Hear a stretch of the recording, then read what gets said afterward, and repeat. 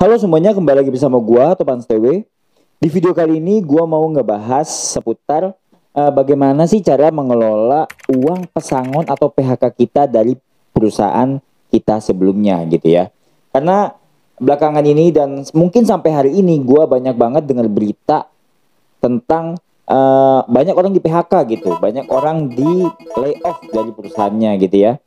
Dan beberapa temen gue juga ada yang kena juga nih badai PHK ini karena ya sekali lagi efisiensi sebuah perusahaan gitu ya.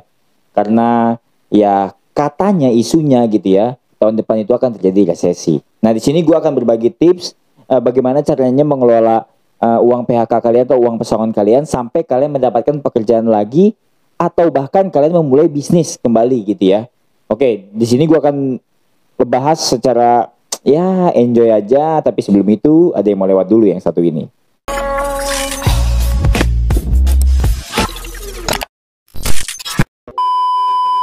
Oke, jadi sebelum kita bahas lebih lanjut, gue minta tolong banget buat kalian semua yang menonton video ini untuk like video ini, share juga ke teman-teman kalian, komentar juga di bawah, dan subscribe jika kalian mau ya. Sekali lagi kalau kalian mau, kalau nggak mau juga nggak masalah, tenang, enjoy pokoknya. Di video gue mah santai, nggak mau maksakan gitu orangnya. Oke, lanjut, kita langsung saja ke pembahasan yang pertama. Oke. Kita sebut aja misalnya kita mendapatkan uang pesangon ya let's say aja 100 juta gitu ya dari sebuah perusahaan kita, tempat kita kerja gitu maksudnya sebelumnya. Nah 100 juta nih, ini kita ngomong yang gampang-gampang aja ya, 100 juta ya biar gampang dibaginya gitu ya. Oke, 100 juta yang pertama adalah 50% itu kalian alokasikan uang kalian di instrumen investasi yang resikonya itu tidak terlalu berbahaya gitu ataupun tidak memiliki resiko tinggi, misalnya reksadana pasar uang atau deposito atau obligasi gitu. Nah, uang 50% ini atau 50 juta ini kalian alokasikan ke situ. Jadi ya setidaknya uang kalian itu ya bertumbuh bukan malah berkurang gitu kasarnya. Kalau kalian taruh di ATM ya pasti ya berkurang kasarnya gitu ya setiap bulannya maybe gitu ya. Apalagi kalau kalian sering banget belanja konsumtif, mau gak mau nanti uangnya bakal kepake gitu. Jadi gue saranin banget buat kalian semua uangnya diinvestasikan atau ditaruh di instrumen investasi yang resikonya kecil gitu, yaitu deposito ataupun reksadana pasar uang ataupun obligasi gitu kasarnya ya, yang tenornya ya kurang lebih 1 tahun atau 2 tahun, maksimal mungkin 3 atau 5 tahun gitu ya kasarnya. Dan ya uang kalian jadi akan bertumbuh gitu setiap bulan ataupun setiap tahunnya gitu kasarnya. Oke, itu untuk yang pertama. Oke, lanjut kita akan membahas yang kedua, yaitu kita sudah memotong 50%, berarti sisanya itu 50% lagi gitu ya. 50% lagi itu susah banget gue ngomongnya, yaitu sekitar 50 juta lagi ya kan ya. Berarti 20% kalian potong untuk cash kalian gitu rasanya. Loh, kok ada 20% buat cash, emangnya kenapa? Nah, ini buat jaga-jaga ketika kalian ingin mencari pekerjaan, kan butuh waktu, butuh biaya juga, ataupun kalian ingin membangun usaha nih.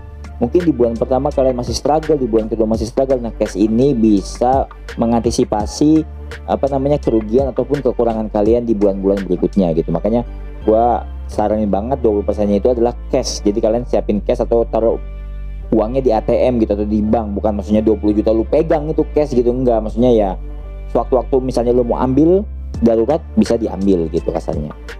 Itu untuk poin yang kedua. Oke, sekarang yang poin yang ketiga, yaitu menurut gua ya 20%-nya lagi nih. 20%-nya lagi kalian gunakan untuk bisnis. Misalnya kalian punya cita-cita atau keinginan untuk berbisnis gitu ya, entah bisnis F&B dan lain sebagainya. Nah, kalian boleh nih nyoba nih dari uang 20% ini. Berarti 20%-nya 20 juta. Nah, kalian bikin usaha 20 juta apa misalnya. Misalnya ada yang bilang, "Bang, tapi kan uang pesangon gue gak nyampe 100 juta kasarnya bang, paling cuma 20 atau 50 juta paling maksimal." Oke, gak masalah, 20%-nya kalian pakai buat bisnis apapun. Kan bisnis kan gak harus semuanya mulai dari puluhan juta gitu ya. Bisa juga ada yang bilang bisnis mulai dari nol juga ada. Mungkin bisnis dari isi bensin gitu ya, isi bensin mulai dari nol gitu ya, gue gak tahu. Ya maksudnya ya lu bisa menjadi reseller mungkin, ataupun lu bisa membuat ya misalnya lu bisnis makanan ringan gitu kasarnya, kan itu modalnya nggak terlalu gede juga. Ataupun kalian bisnis jualan baju-baju yang second gitu, yang ya anak-anak thrifting gitu ya kasarnya. Nah itu kan ya modalnya ya lumayan, cuma ya kalian bisa memulai dengan modal yang minim gitu kasarnya. Nah ini 20% yang gue bilang tadi untuk mulai berbisnis gitu ya. Jadi kasarnya walaupun kalian sudah tidak bekerja lagi ya, setidaknya kalian memiliki usaha ataupun ya sambil menunggu untuk mendapatkan pekerjaan yang baru begitu. Oke, nextnya ini poin yang terakhir menurut gue, yaitu sisa 10% lagi, yaitu untuk investasi jangka panjang gitu ya. Tapi bang, kok cuma 10% doang, kan dikit. Misalnya kan kasar 100 juta itu cuma 10 juta. Nah kalau misalnya cuma 50 atau 30, 20 juta kan berarti cuma sedikit doang bang. Iya, maksud gue ya enggak 10% tok sampai beberapa tahun ke depan ya enggak ya. Kalau lu punya uang lagi ya lu bisa tambahin lagi instrumen investasi lu gitu ya. Nah di sini sih investasinya gue lebih ke arah saham gitu yang memiliki resiko yang paling tinggi kasarnya. Jadi ketika uang lu turun besar ya uang lu bisa naik juga sangat besar kasarnya gitu ya. Belum lagi nanti ada dividen setiap tahunnya dari emiten yang kita beli kasarnya gitu ya. Ada yang setahun 2 kali, ada yang setahun sekali, ada pun yang setahun yang nggak ada sama sekali gitu ya. Jadi ya tergantung kalian bagaimana kalian caranya mengalokasikan uang 10% ini untuk membeli beberapa saham ya favorit kalian lah kasarnya, dengan perhitungan dan capability kalian. Jadi jangan sampai beli saham itu cuma menurut gue ini kayaknya oke deh, itu feeling gue ini perusahaannya bakal naik nih 10 tahun lagi, ya nggak gitu. Tapi ada perhitungan-perhitungan lain dan observasi investigasi lain gitu, biar kalian nggak salah beli alias beli kucing dalam karung gitu kasarnya. Jadi ya 10% ini kalian alokasikan di instrumen investasi saham, tapi tidak dengan membeli satu jenis saham aja. Jadi kalian harus membagi setiap sektornya. Misalnya kalian beli perbankan sekian, di consumer goods sekian, di fintech sekian, di konstruksi sekian, nah gitu ya. Jadi jangan sampai kalian menaruh telur di dalam satu keranjang gitu ya, bahasa anak-anak investasi itu gitu. Jadi misalnya sewaktu-waktu keranjang itu jatuh nggak pecah semua kasarnya gitu. Jadi taruhlah uang kalian di 10% ini di instrumen investasi saham yang memiliki risiko tinggi.